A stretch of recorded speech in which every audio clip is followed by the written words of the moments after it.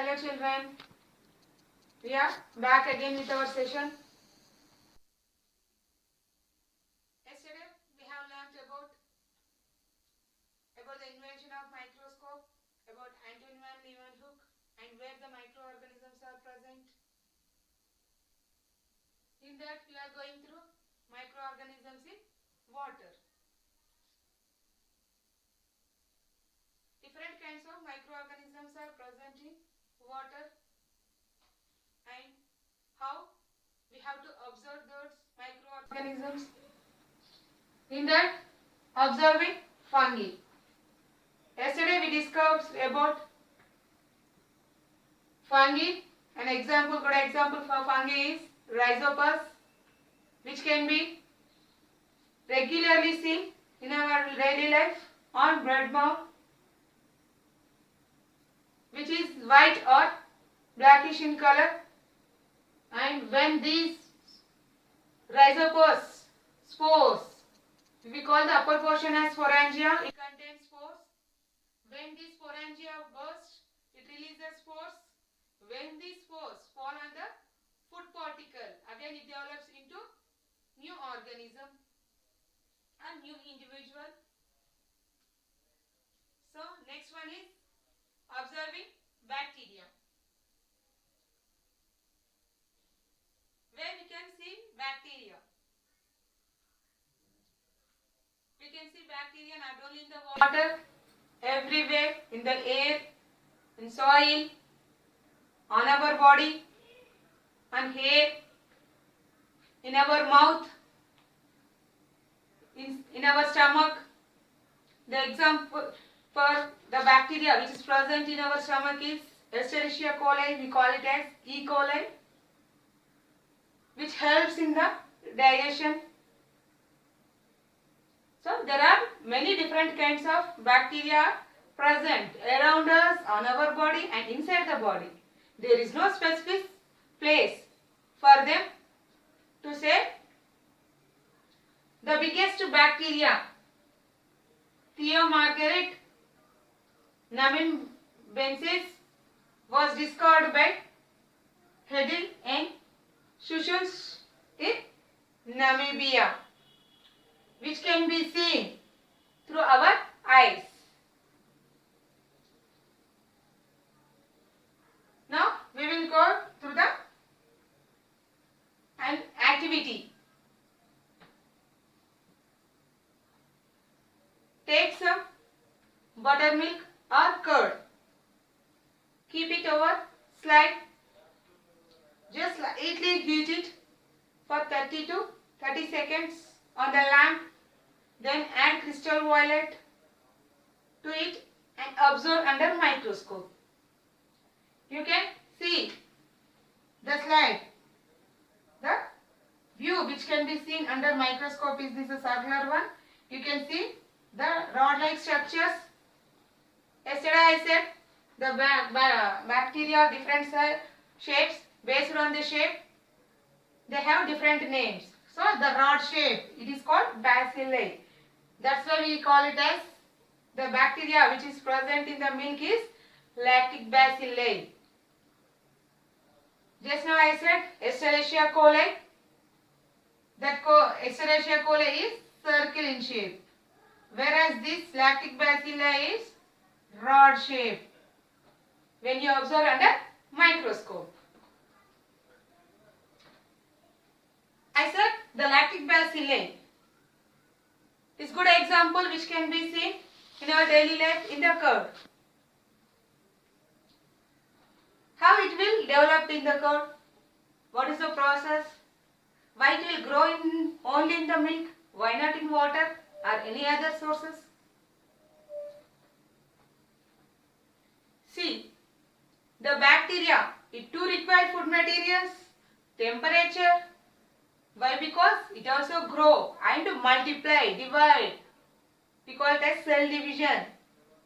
And it develops its daughter cells. So, it too requires nutrients for its growth and develop and cell division. So, it will feed. The water does not contain the essential requirements needed by the bacteria. whereas the milk contains those requirements compared to others.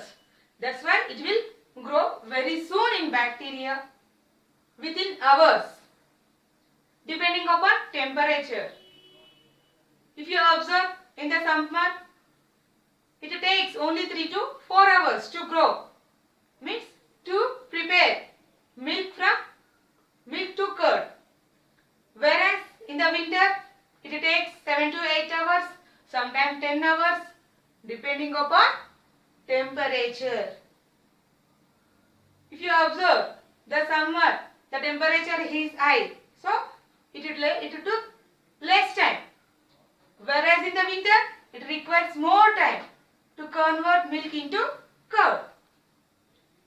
How it will convert? How it will convert? Why we are adding 2 to 3 drops or 1 spoon of curd into the milk? Means we are inoculating. We are adding some bacteria into the curd. Why we are adding? Without bacteria, it does not convert into milk. It will spoil. If you keep few more hours, then the required, it will spoil. If you add bacteria, that bacteria will grow, multiply and convert into curd. See, we are adding some bacteria. Example 2 to 3 bacteria, but I am drawing only one. How it will divide? It absorbs the nutrients from the milk and divides.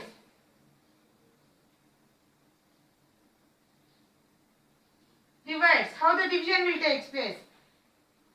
In the previous class you have learned that the cell, each cell contains nucleus. Each cell contains nucleus. While dividing, along with the cell, the nucleus also divides and each daughter cell gets equal cell contents along with the nucleus. Again, after dividing one time, it will again grow and again it will divide into 4 more. Here 2, here 4. If the division takes place, the 16, then 32. It will multiply. That's why we said cell multiplication. It is not dividing one time. It is cell multiplication. It takes many times. Through this process, it divide and converts milk into curd. If you observe, if you keep the curd more than one day outside, what will you see? You can see a small whitish layer over that, and also a smell, a pungent smell from that. Why the smell is coming? Why the layer is formed over the milk curd? You may get an idea and you won't eat that. Why? Because while cell multiplication, the bacteria, it is absorbing nutrients, it is taking nutrients, then it also excretes the waste material. It also excretes. One cell, the excreted material is less. If the cell multiplication is continuously growing, it became thousands of cells. Then the excreted material substance also increases. Based on that, the excreted material, the layer is formed and also pungent smell is also formed. That smell is nothing but due to the chemical released by the cells. That's why we won't eat that curd, because it also means that chemicals also affect us. Okay. This is about the bacteria. Not only bacteria, each and every organism and each and every cell divides the same process. It absorbs the nutrients or whatever the required quantity, and it releases the chemicals from unicellular organisms to multicellular organisms. So, through the cell cell division only the cell multiplication takes place. Even our cell means any injury takes place, the behinding cells, the adjacent cells will multiply and heal itself without applying any ointments or creams. It will heal.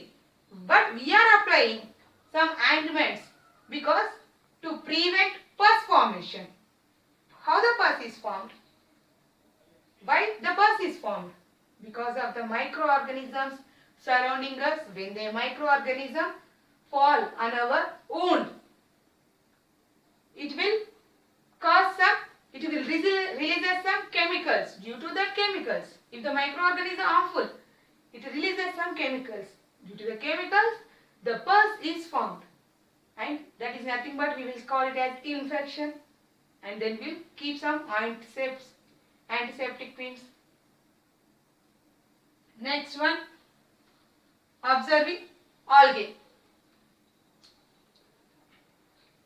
If you observe the water near the lake or ponds, you can see good example near our lakes or ponds. You can see greenish water and you can see greenish layer over the water, surface of the water. Those are nothing but algae. Same, the multiplication will happen. Algae is a kind of plant. It contains chlorophyll pigment which helps in the process of photosynthesis and prepare its own food materials. It does not depend on any other substances. It prepares its food materials. So, how can we observe these algae under microscope? Take some water from the pond or lake, otherwise you won't get that one. You can even see nearby your water tanks, greenish layer is formed. Scrap that layer and keep on a slide. Keep one cover slip over it. If you observe under the microscope, yesterday already I have shown a few pictures of algae. You can observe those pictures. If you want, you can draw that. Now, about observing protozoas. For observing protozoa, soak hay, nothing but dry grass, in water for 3 to 4 days and you will get some liquid, means some watery juice-like substance from that hay, soaked hay. Take that few drops of hay solution and keep it on a slide. Keep a cover slip and observe under microscope. Then you will get the image of protozoa. You have already have seen some pictures of protozoa from the textbook. You can draw that as examples. Next, observing microarthropods. Some microarthropods are very important for soil. There are many kinds of microorganisms which are mixed along with the soil. Among them microarthropods also. These are the small organisms, very minute arthropods. So we call them as microarthropods. They help in the increasing the soil fertility and helps for the healthy growth of plants. Example for microarthropods are bedbugs,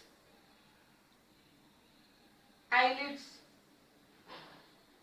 You can see these microarthropods on these bedbugs.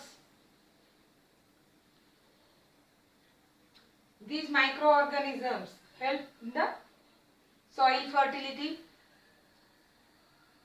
not only these microarthropods, till now whatever we have learnt, these bacteria, fungi, these all will mix in the soil and helps in the decomposition of waste materials and helps in the process of soil fertility. Next, observing soil microorganisms. All these microorganisms which are present in the soil can be seen under electron microscope by taking a sample of soil and mixing it with water. Leave it for some time. Allow them to mix with the water. Then add few drops of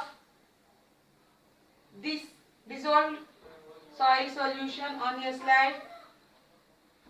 Observe under microscope. Then you can see different kinds of microorganisms on the slide. Above all these microorganisms, you can say that the world is not only whatever we are seeing the organisms on the earth, but the minute organisms are also present along with these organisms on the earth, which cannot be seen with our eyes. But we have to observe them under microscopes. Even there are some viruses. These are very intensive type of microorganisms. Example for these viruses are HIV, that is immunodeficiency virus, and tobacco mosaic virus. Diseases like polio, swine flu, smallpox, chickenpox, AIDS, COVID are caused by some of the viruses.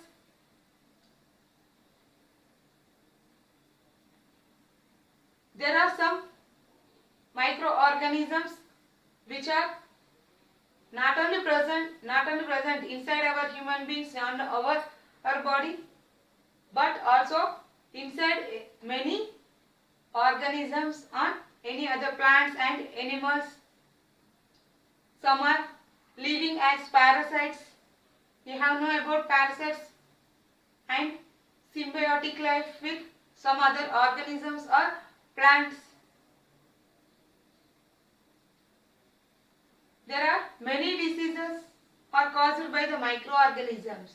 On the other hand, there are many benefits are also there depending upon these microorganisms. Prepare your own notes based on this class.